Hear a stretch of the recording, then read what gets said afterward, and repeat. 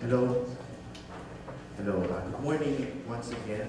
I hope you enjoyed your coffee break. So let's go now to business. Let us proceed to our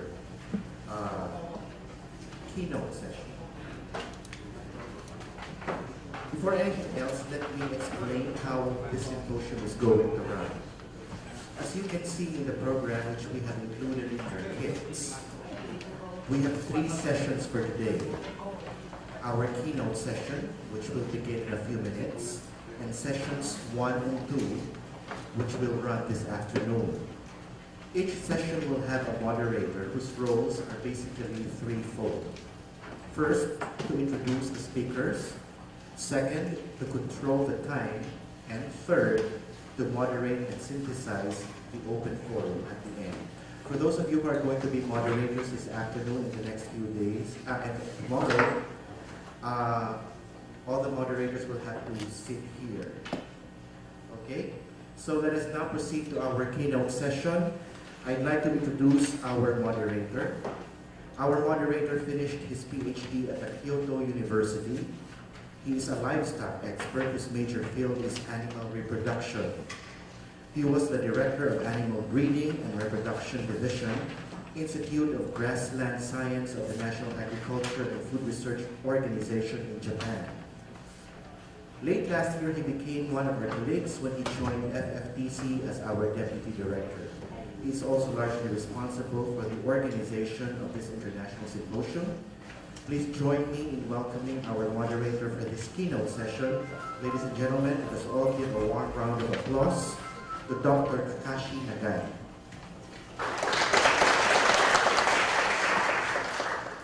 Well, thank you very much for warm introduction.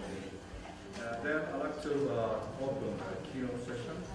I'd like to introduce keynote speaker, Dr. Tien Napel. And he got bachelor degrees in CAH Agriculture College. And his major field was Dutch dairy farming, very broad field. And he got a master course degree in Wageningen University in the field of animal breeding and genetics in 1992. And he got a PhD also in Wageningen University in Dutch agriculture. Now, from 2002, he is now to the present senior researcher in the field of animal genetics in practice in Wageningen UR. And today's title talk is using today's technology for breeding pigs for tomorrow's condition. So, please.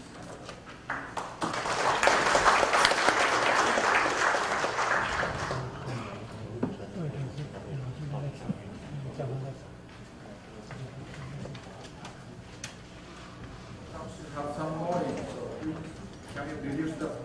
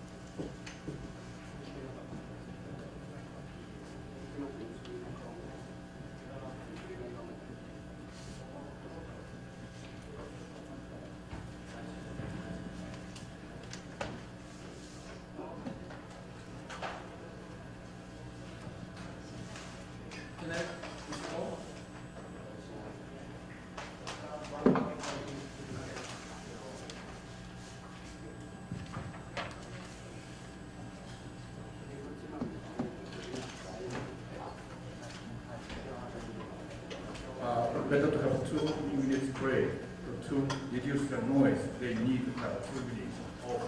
Okay. So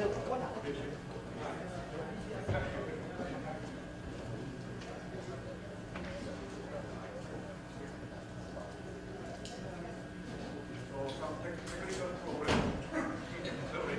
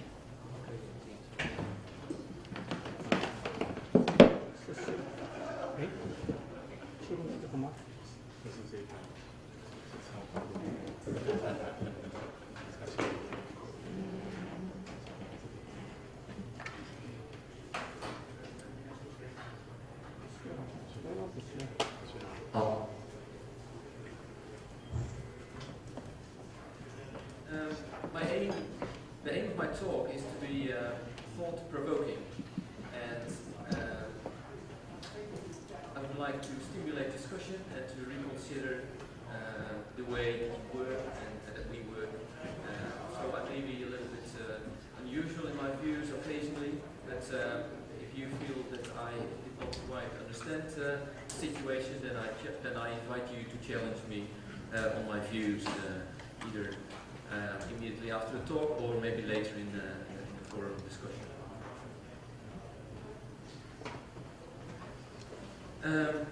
With the increasing demand for pork in urban areas, many of the Asian countries increased large-scale pig farming to meet the demand of pork because it was unfeasible to meet the demand with the local small-scale pig farms.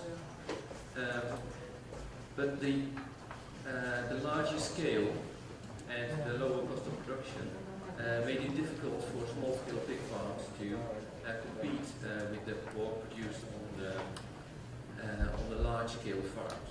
But the small-scale pig farms have a different role and function, which I will expand on a little bit later. And the challenge is to improve the production efficiency and the farm's income from small-scale pig farms.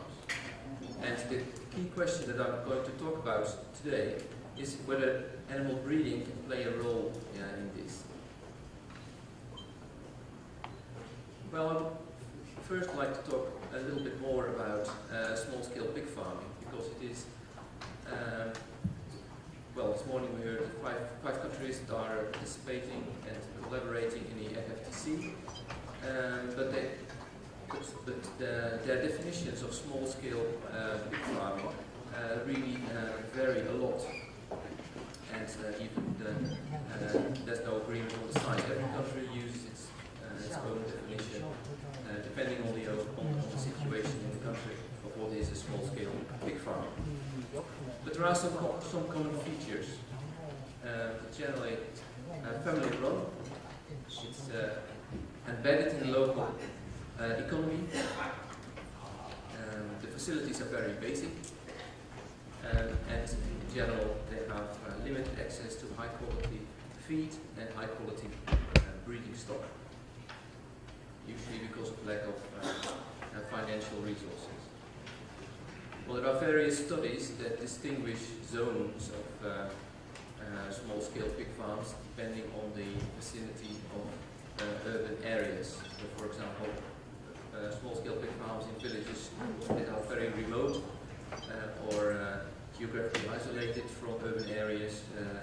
They tend to be more like subsistence farming. You may not have that here in Taiwan or in Japan or in Korea, but in Vietnam, for example, those types of farms exist. Whereas the function of large-scale pig farming is really to produce pork at a very low cost. The functions of small-scale pig farming are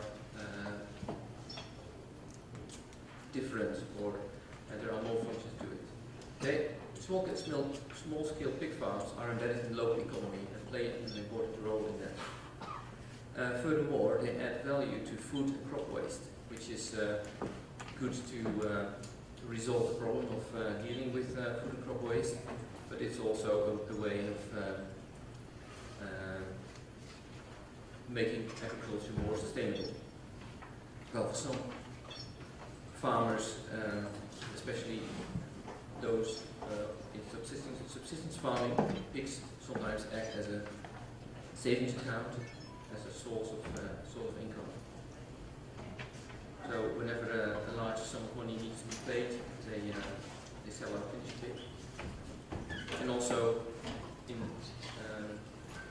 some countries, pigs fulfill a cultural and a traditional function. Now the challenge of small-scale pig farming is to generate income with limited means. But in practice, there are many problems with health, growth rate, and reproduction. And the question is whether animal breeding can play a role in relieving this situation and make small-scale pig farming more cost-effective and more able to compete with different types of pig production. Now, before I do that, I would like to discuss a few things about animal breeding in general. And the first one is about the ambition of pig breeding. Because you can have a pig breeding program for a number of reasons with a different level of ambition. Well, the most basic ambition of a breeding program is to breed sufficient replacements for the next generation. That's really only multiplication, there's no selection involved, you just need to have sufficient replacement yields to be able to replace older, less productive sows. Now the next level up is to utilize heterosis or hybrid vigor to some extent. So you select boars from the different population and you hope that the progeny of the sow and the boar will have more hybrid vigor, be more productive, because increased heterosis, be more viable, and have less problems. The next step up is to actually maintain one of the or more of the purebred populations yourself and identify purebred populations that are suitable for the breeding goal. The next level up is to actually maintain the population in such a way that you also control inbreeding. So that means that you're no longer dependent on other people to maintain sufficient bloodlines in your purebred population, but you take care of that yourself. And the highest level is that you have a full-blown genetic selection program where you control inbreeding, maintain purebred populations, and you achieve genetic change through a structured approach to breed pet pigs in every generation. And it's really that last, the highest level of ambition that I would like to explore a little bit further with you this morning.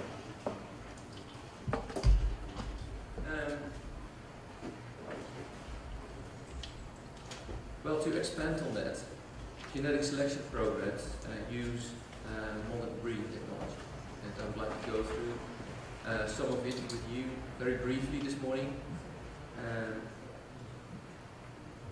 highest level, modern breeding technology is focused on traits that you cannot see easily on the outside of the exterior of the animal. So, for example, growth rate you cannot see, or reproductive ability you cannot see when you look at the pig. So you need this kind of approach to link information on related individuals to the pig that you are about to select or reject. And it requires that you collect sufficient data, accurate, that you collect pedigree information. You use that information, pedigree and data to estimate breeding values for as many traits as you want. But then you want to rank all animals on one selection index, so you combine all the traits that you measure, the breeding values for it, into one selection index by properly weighting each breeding value, and that then can be used for genetic selection in addition to the traits that you can visually evaluate on an animal. Now, what kind of modern breeding technology can be used for data collection? And that's really in the area of measuring and recording equipment. Because using breeding technology can make data collection and data storage faster and also more accurate. But the downside of it is that it is quite expensive for individual farms to invest in automatic recording equipment. Well, the next thing is breeding value estimation. In general, across the world, people prefer to use block methods to estimate breeding values. This is a category of methods. This is not just a computer program, but it is a statistical property of a category of methods which give you the best possible solution for the breeding value of an animal. I would like to demonstrate its impact today with this graph.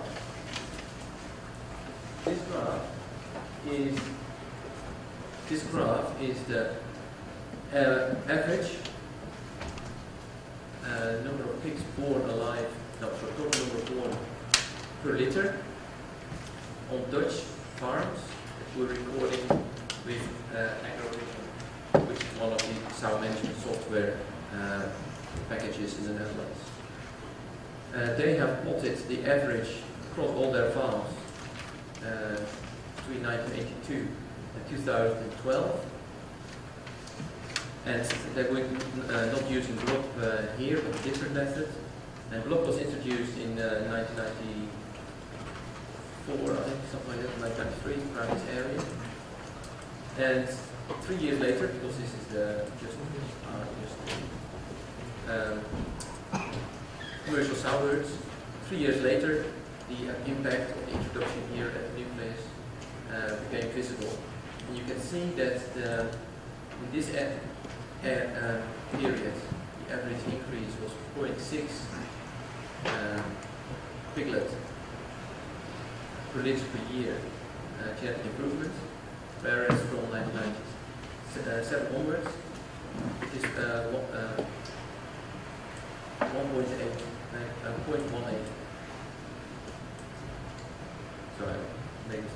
0.06 piglet per litter. So that means 16 years to add an extra pig. It changed to 0.18, which is just a little bit more than 5 years to add an extra pig per litter. So it illustrates the power of block methods to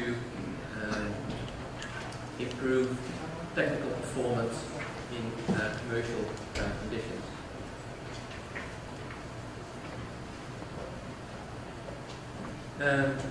Well, block was developed in the 70s, and it was made practical into software in the early 80s. But development has not stopped there, it has continued, and there are now advanced block models that allow you to fit curves, for example, with random regression models. For example, fit a curve over time. How does weight increase over time, and when does a pig stop growing. And this kind of blood model allows you to fit individual curves to select the animals with the type of curve that you want. That can also be applied, so this is a curve over time, but it can also be applied a curve as in relation to an environmental variable. For example, you could fit a curve, a reaction norm for ambient temperature. To what extent is the sow reproductive performance affected by the maximum temperature of the day? That's a possibility. Another one is that you fit curves for back fat as a function of body weight. When does a pig start accumulating back fat? And then you can modify the curve of animals in that way. The second category are social interaction models.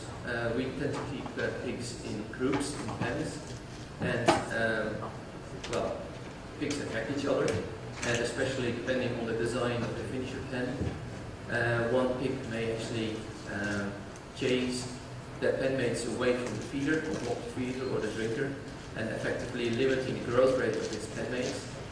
And that part, the impact that an individual has on the performance of the pen mates, has a genetic component. So this is what we normally estimate, the direct genetic effect, but there is also a social genetic effect. So it is the extent to which an animal affects the performance of its pen mate. And it's quite well possible to select against it. It's quite heritable too, and because it is expressed in quite a large number of animals, even though the heritability may be small, the impact on the performance of the herd is quite large. And then there are also a third category are environmental sensitivity models. Really what you do here is you identify within a progeny group of a sire whether animals in a particular challenging environment show more variation than others. And that may be a sign that this particular sire may not be so able to cope with this challenging environment as others that are more uniform in that environment. So we interpreted this kind of model as an indicator for robustness of animals, given the local challenging conditions. But that's another example of an advanced model. Well, obviously something that has been adopted in the last 2 decades is the use of DNA markers. And initially it was particularly in the form of marker-assisted selection. And this afternoon we will have 3 talks, 3 applications of marker-assisted selection. Marker-assisted selection involves QTL mapping to identify DNA markers that are associated with a particular trait. And halothane sensitivity is of course an important example that was made available to commercial practice in I think 1996 and 1995. Well, a new application of DNA markers is genomic selection. The difference between genomic selection and marker-assisted selection is that you do not do a QTL mapping step. So whereas marker-assisted selection restricts itself to the ones that have been proven to be associated with the trait of interest, with genomic selection we just apply a very large number of DNA markers, and for as long as you always include them, and the selection pressure only goes to the DNA markers that are at that point in time explaining variation in the trait of interest. Now there are 2 methods. First one is using the same method as an ordinary blood model, but the only difference is that the pedigree relationship matrix is now built up using genomic information, using the SNP information, rather than the expected relationship of a half between progeny and parents. The second method is you don't include a direct genetic effect anymore, and instead you do a regression of the data on all SNPs. So that may be 50,000 or 100,000 or maybe 500,000 SNP alleles, and out of the two possible SNP alleles, you take one and you count how many there are. That's 0, 1, 2, and for the standardized number, and then you can construct the breeding value from the solutions, the regression coefficients, and the SNP alleles of the individual.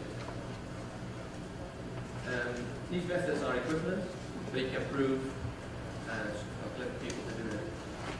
You can prove that these two give the same results if you have used the same genotype data and performance data. Just one slide on reproductive technology.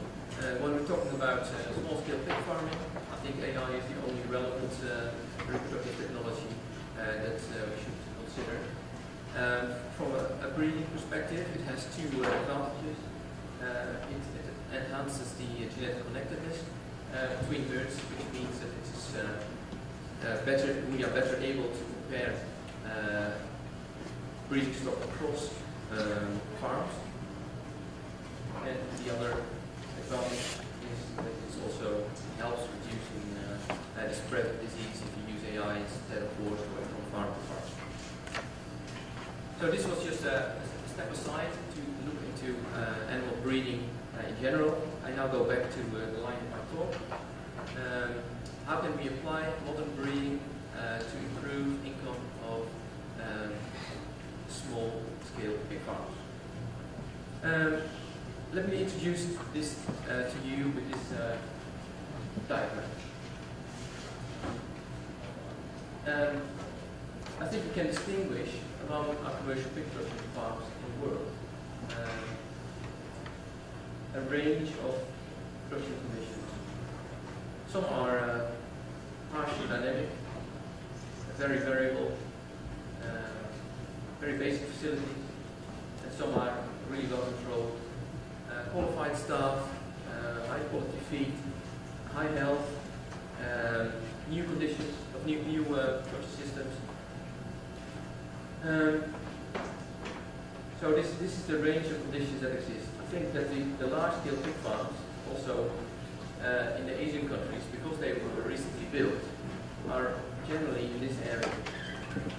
I think that the small-scale pig farms are really in this area. To improve income of small-scale pig farms, I think you have two solutions. Okay, I've got one step.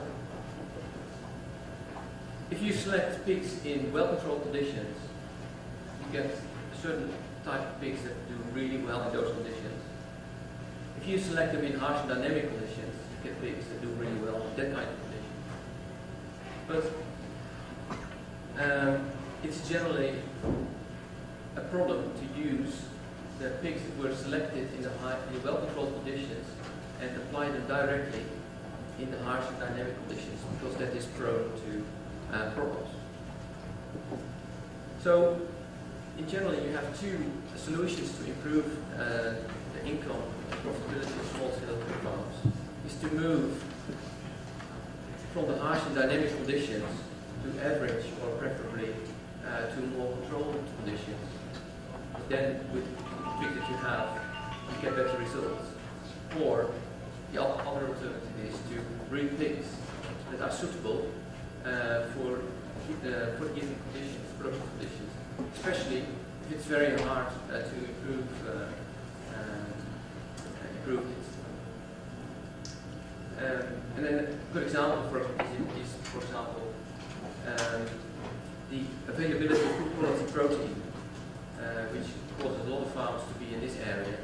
Now, even the rural human population do not have sufficient protein, it is very unlikely that the pig farms will be able to resolve this in the near future. So, if that's the case, then farmers should not use pigs that have been bred for an ample supply of good quality protein, but they need to be using stock that can cope with that low availability of protein to be able to produce relatively trouble-free. Well, and what you can do with breeding in these kind of conditions, that's what I would like to discuss with you in the rest of my presentation. I'm really advocating to use a structured approach to animal breeding for small-scale pig farms. And therefore, a structured approach is that you take your time to think about breeding goals. Don't move too quickly into what you're going to, how you're going to do it, but the first thing is, what are you going to do? The next thing is design properly. That's the second step. And the third step is to monitor and make sure that it's implemented as you intended it.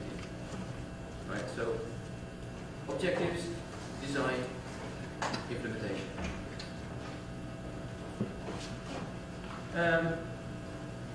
Now, several parties benefit from pig production. Those are the farmers and those are the buyers, and they all have their own ambitions and objectives. So farmers would like the pigs to be more profitable, more productive, less problems, and also they like the pigs to be able to utilize local feedstock, because that's available at a much lower cost than buying high quality beef.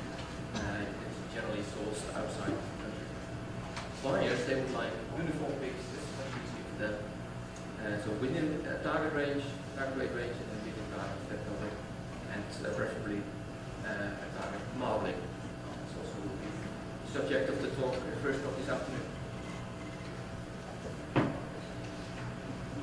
But before I move to design, I would like to share one of my views, one of my observations from traveling in Asian countries in the last 15 or 20 years. What I see, and if I'm really mistaken here, then I hope you correct me. What my observation is that people in Asia have a different default attitude towards animal breeding than people in America and Europe. And therefore, I use an extra slide to discuss it with you. So I hope you understand the difference. I'm not saying that one is wrong or one is right. I'm just saying you need to be aware that this is this may be the case. So if you then, after due consideration, decide to continue to work like this, that's fine, of course. But I would like you to be aware that there's a different approach possible. What I noticed in Asia, and even last year when I was visiting a very large scale, and I mean a really very large scale pig operation in China, they were maintaining a breeding pool, and they were not using genetic selection, although they had a lot of software installed on their computer. They were just adding new populations from European and American breeding companies as and when required if they felt that it was necessary to improve a particular trait. And a little bit of natural selection was going on, so animals that were clearly not adapting well to their production systems, they would go out. But that's it. And then they would bring in other sources from Spain or France or England or America. In Europe and America, they use a different approach. They tend to keep populations closed as much as possible, right? So they are self-contained, closed breeding population. And what they aim to do is to genetically improve those populations from within, right? And they use local or whatever to do that. So that is trying to strike balance between genetically improving as much as possible whilst controlling inbreeding as much as possible. So if you really try to maximize genetic improvement, there's also a risk that you increase inbreeding too much, and then your strategy of keeping the population closed becomes a danger, becomes a problem.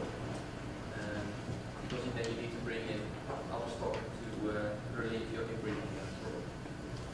balancing inbreeding and genetic improvement in both breeding populations. That's the essence of the European and American approach to animal breeding. And this is what I'm going to expand on now. Well, within this design, there are a few things that you need to consider. First, you need to have sufficient sows to breed the replacement yields that you need. This may be trivial, but it is not, because especially if you have a slightly more complex breeding program, you may not have in-house sows. You may not have sufficient purebred sows breeding purebreds replacement yields for when you need them. You also need to think about the use of hybrid figure. Use a male line and a female line that are as unrelated as possible, and use a terminal boar line that again is unrelated to the maternal line. That gives you the highest hybrid figure. Also, you need to think carefully which purebred lines you want to use, and therefore you need to evaluate the lines. Which lines meet the breeding goal as best as possible. And then you need to think carefully how to control input. If you want to use a genetic selection program with GLOB, then you need to use very accurate animal identification and pedigree reporting. So GLOB uses information from relatives to estimate breeding values for an individual. But if you give an animal the wrong parents, it means that the animal gets the wrong information, but it also means that the information of the animal affects the breeding value of a very large group of incorrect animals. So therefore, it's absolutely critical that you minimize errors in identification and pedigree reporting to absolute minimum. Second thing is that GLOB requires performance testing and data recording. To get good quality information, you need a proper protocol. People need to follow that protocol as well. The very important item is that pre-selection should be avoided as much as possible, because it's not good enough just to measure the ones that you already think that are really good, because you need bad ones, the measurements of the bad ones, to identify the good ones. Because if you only measure good ones, then all the good ones will appear mediocre. They will all be very close to the average, because you only measure good ones. So therefore, you need to measure all pigs, or you need to measure a good sample, random sample, to be able to identify which ones are really good. And then, of course, the genetic selection step, and the objective is to identify the best potential parents to move the next generation towards breeding goal as fast as is sustainable. Now, genetic progress depends on many people taking many small decisions, and they do that independently of other people over time. It means that you can have a very good structured genetic program, but the success of it depends on these people taking all these small decisions. And I think the key to a genetic program is motivating and inspiring and helping people who make all these small decisions to take the right decisions. And it requires to give them feedback on the quality of the selection that they do. Do they really use the selection index, or do they staple it and put it on the shelf and not use it for selection? So there are two key parameters that you need to feed back really to farmers that are involved in selection. And it's the selection intensity per year, and it's the rate of breeding. And there's a whole lot of statistics that you can use to get some more grip on these two characteristics. These are the two key indicators. And you can look back at realizing that it changed with phenotypic trends. And I've already shown you the phenotypic trends of litter size in Dutch herds between 1982 and 2012. Well, there are some organizational aspects too. Well, the first thing to consider is how big should population, subpopulation be, at least. Depends on what you want to achieve. If you only want to control inbreeding, you probably need 75 to 100 sows. But that means that you're only controlling inbreeding. And genetic change will be minimal. But if you want to achieve genetic change, for especially finished traits, for example in the bull line, you probably need to have 200 or more females to breed your that you want to use in commercial farms. If you want to breed sows that have a reproductive performance, you want to breed those for the reproductive traits, and you probably need to have 300 or 400 purebred sows to be able to do that. And of course, they don't need to be on one farm. They can be on any number of farms.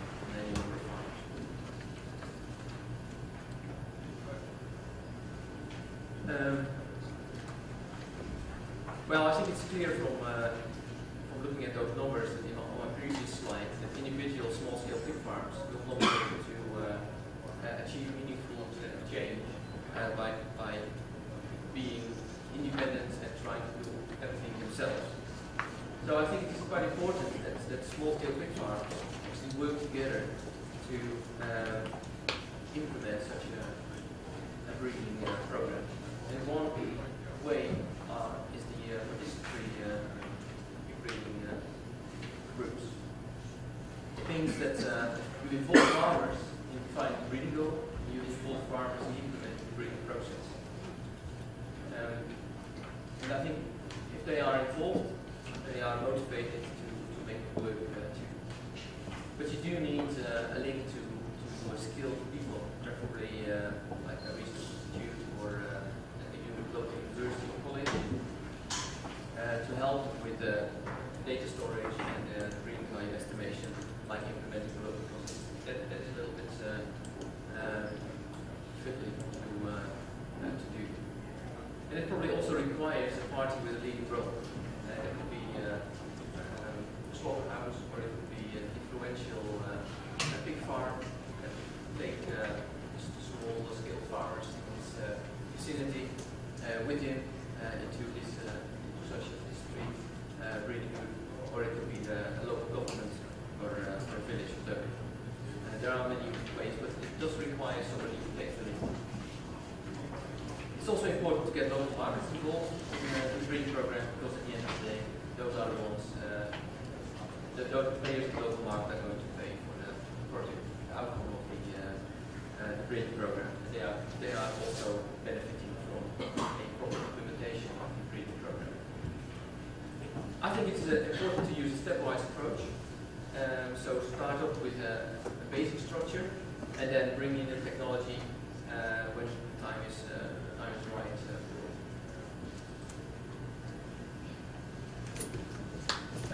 Just a few examples of possible scenarios. Now, this is the current situation where you have small-scale pig farms working independently, everyone doing his own thing, buying the cheapest board to breed replacements for the next generation. And you have a local market who buys finishers from these farms with a very variable carcass quality and weight and fat cover. So everyone's not happy here really. One possibility to move up is to let these people actually start working together and select the best adapted boards across farms, move them to a raw farm, AI center, whatever, that supplies local farms from the local boards with semen or with maintenance. Again, there's not much involvement of the local market here. These people work together and breed for suitability and adaptability this way. It really is only limited to visually assessing animals that are best adapted to local conditions. And it can range to a situation where the local market is also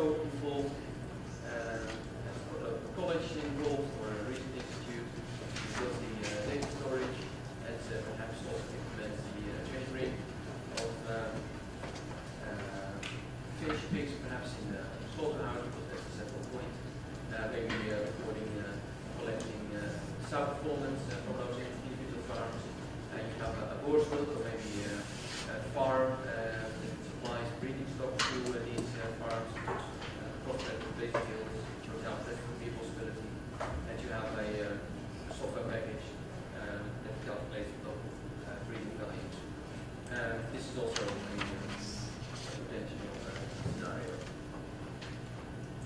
So, I think that small-scale pig farms should use stock that are suitably adapted to their conditions. And nobody's going to do that for small-scale pig farms, so I think they need to be really involved themselves to achieve it.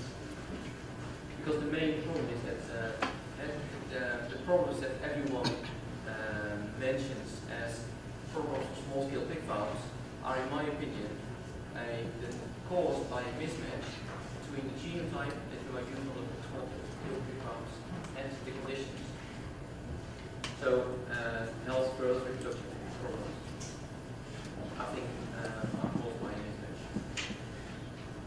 It's possible to utilize modern breeding technology to relieve this situation and to start selecting good quality stock on these small-scale pig farms.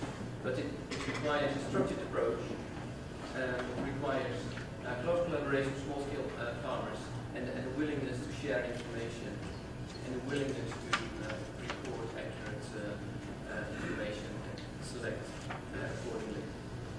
And it involves, requires the involvement of market parties and also a party that brings in technical skills, analytical skills like college, university, or a research institute. So I think the key message of my talk is really here. My message to small-scale pig farms is adopt the methods that made the breeding stock in other parts of the world so productive, and do not just use the products that these methods produced in conditions that are very different to what small-scale pig farms in Asia have today. So thank you very much for your attention.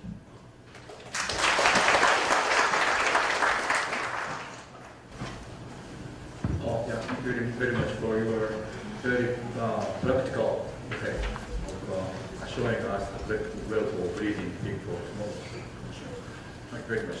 Now time for comment or questions from the floor. Do you have any comments? Questions? Any? Okay, so actually I'm very much interested in that particularly pig breeding group. And so we showed us a few scenarios, but now you are organizing some kind of project or you are working on that? I'm not personally involved in it, but I know there are some examples in, for example, Vietnam and in China, where people who live, small-scale farmers who work together, live in the same village, they work together and use each other's experience and facilities to improve the stock, given the conditions in their local areas. I think it's the boundaries in Vietnam and there are initiatives like this that are worth to follow up in other places. Okay, so now we have the representative from Vietnam, so we have to know the situation in Vietnam. Yes. Just he mentioned about this. Yeah, that's very interesting to see the presentation. That I agree that the situation presented in the presentation is just effective that in Vietnam now. I think that I don't no need to present my presentation anymore because everything is just presented in the technology. I can see that agree. Yeah, but we need some the 3 or 400 pigs that means we need many farmers get together and collaboration. But some institute, maybe university, have roles to organize it. I've also, well, I've been to India too, and there was one slaughterhouse, for example, which was run by the local government, but they had a breeding farm with a controlled breeding program that was supplying females to local farms. And that's also, and they were buying back the progeny of those sows to slaughterhouse. So that is also a way that the slaughterhouse can use to improve the quality of the stock they get in. So that's also a possible scenario. Very interesting. Slaughterhouse that kind of function. Yeah. Oh, but never in Japan. See, slaughterhouse. Any comments or? Yeah. So press the button on mic. The button on the desk. Dr. Baroga from the Philippines. I think you mentioned in one of your presentations regarding comments from Asian countries regarding closed herd breeding and some sort of their breeding program. So in the Philippines, I wish to inform you that late 1980s, we have a breeding farm as high as 1,000 population, although I think only one or two, which are into closed herd breeding already. This is important because since 2003 we have established a swine breeding farm accreditation program. That was in 2003, and that's a government initiative. Although it was private funded, and then later on there was government collaboration. So here we have around 33 members as of 2013, from 500 sow level to up to 10,000 sow level breeding farms. And then we have a technical working group who will accredit these farms every 2 years. And one of the minimum requirements is that they should have a performance testing pens for the production of GGPs, grandparents, and nucleus farm, so that they will be categorized as such.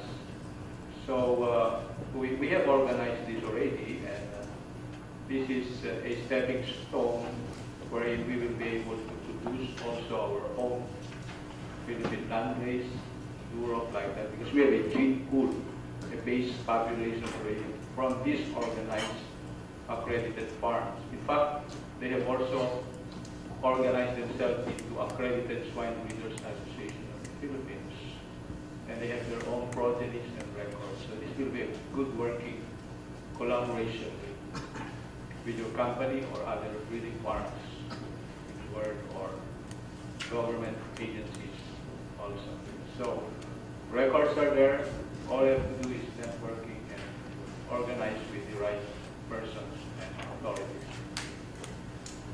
But does the do you check whether they whether this use breeding stock that is suitable for small scale pig farms too? Because I mean the conditions on those large scale pig farms may be different to the smallest, to the company run businesses. Yeah. In fact, one of the objectives of the accreditation program is a big brother, small brother approach, wherein the commercial farms has to share their genetic resources to the backyard sector. So they have to provide also the genetic tax for upgrading to the backyard sector. And it's also underway, going on. Thank you. Very much. Very good information. Any comments or questions? Okay, so it's time to close the session. So please join me. Big hand to close.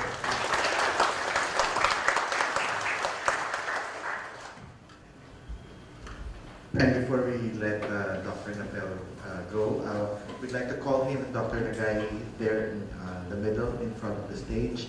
We'd like to give this plaque of appreciation. I'd like to read the plaque. So FFTC presents this plaque of appreciation to Dr. Tien Napel in recognition of his valuable inputs and contribution during the International Symposium on Recent Progress in Swine Breeding and Racing Technologies, held on 2 to 7 June 2014 in Tainan, Taiwan, given this third day of June. Signed, Dr. Tsai, Director of FFTC.